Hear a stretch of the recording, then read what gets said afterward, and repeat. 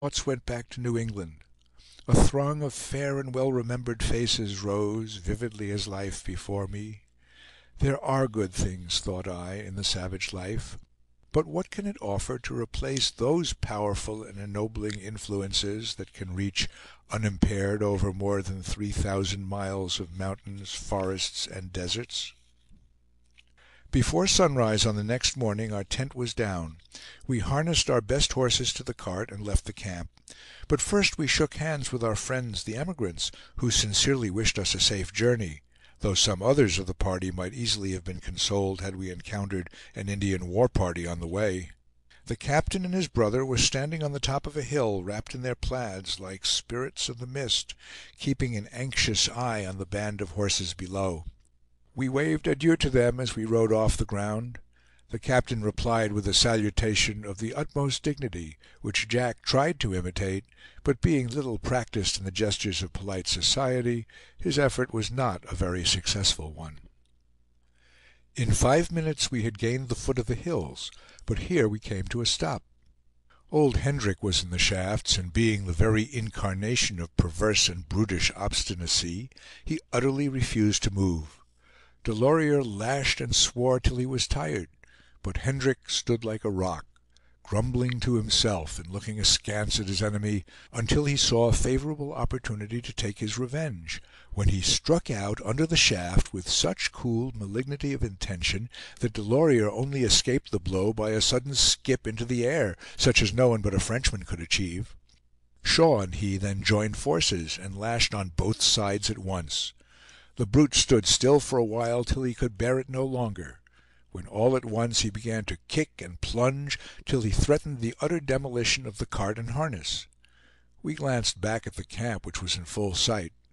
Our companions, inspired by emulation, were leveling their tents and driving in their cattle and horses.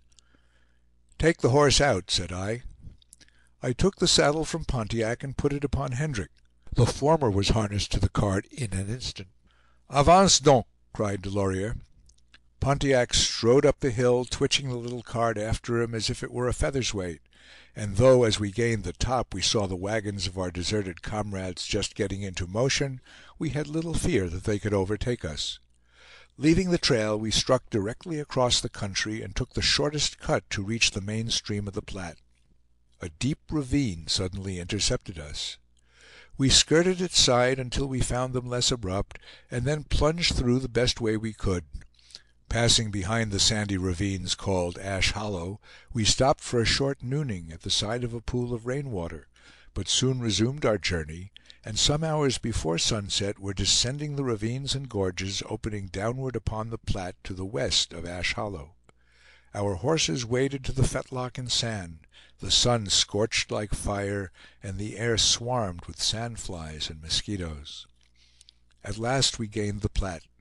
Following it for about 5 miles, we saw, just as the sun was sinking, a great meadow dotted with hundreds of cattle, and beyond them an emigrant encampment. A party of about a dozen came out to meet us, looking upon us at first with cold and suspicious faces. Seeing 4 men, different in appearance and equipment from themselves, emerging from the hills, they had taken us for the van of the much-dreaded Mormons, whom they were very apprehensive of encountering. We made known our true character, and then they greeted us cordially. They expressed much surprise that so small a party should venture to traverse that region, though in fact such attempts are not unfrequently made by trappers and Indian traders. We rode with them to their camp. The wagons, some 50 in number, with here and there a tent intervening, were arranged, as usual, in a circle. In the area within, the best horses were picketed, and the whole circumference was glowing with the dusky light of the fires, displaying the forms of the women and children who were crowded around them. This patriarchal scene was curious and striking enough, but we made our escape from the place with all possible dispatch, being tormented by the intrusive curiosity of the men who crowded around us. Yankee curiosity was nothing to theirs. They demanded our names, where we came from, where we were going, and what was our business.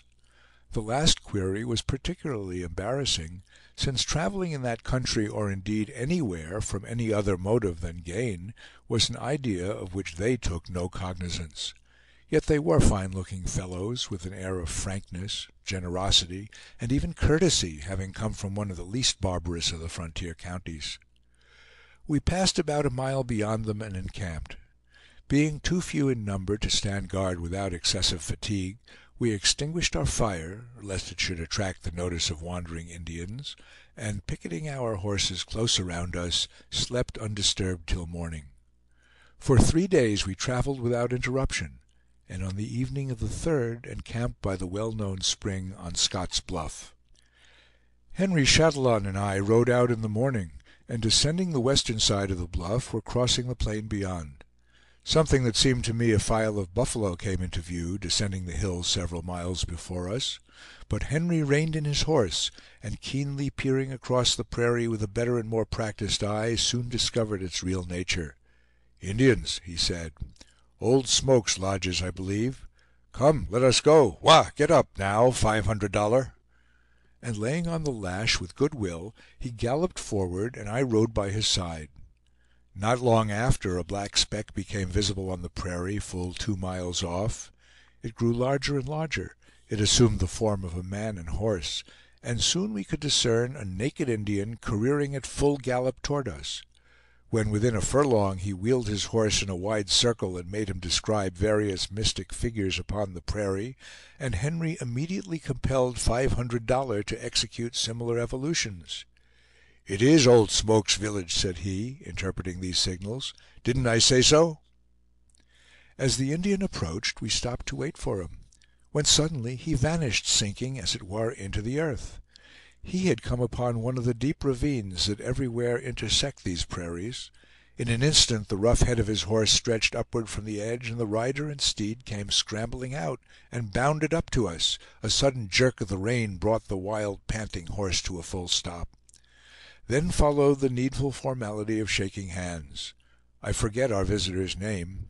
He was a young fellow, of no note in his nation, yet in his person and equipments he was a good specimen of a Dakota warrior in his ordinary traveling dress.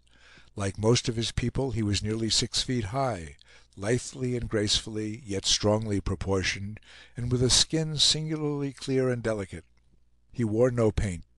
His head was bare, and his long hair was gathered in a clump behind, to the top of which was attached transversely, both by way of ornament and of talisman, the mystic whistle, made of the wing-bone of the war eagle, and endowed with various magic virtues.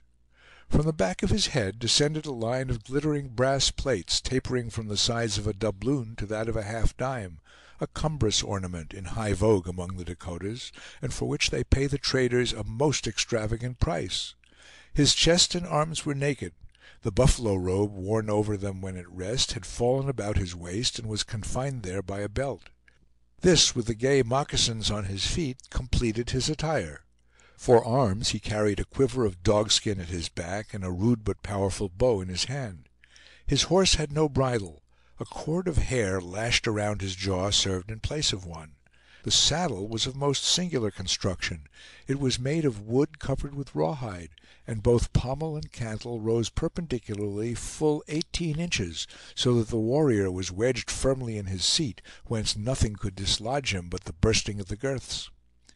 Advancing with our new companion, we found more of his people seated in a circle on the top of a hill, while a rude procession came straggling down the neighboring hollow, men, women, and children, with horses dragging the lodge poles behind them.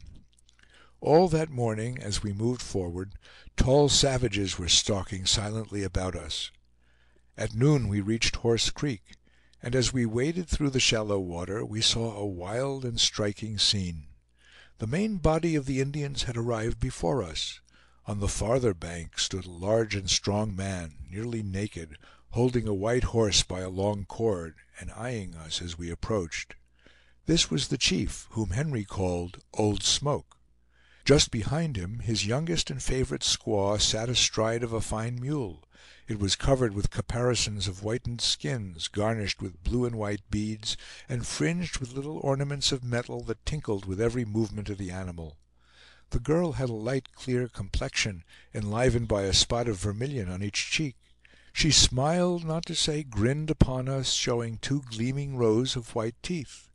In her hand she carried the tall lance of her unchivalrous lord.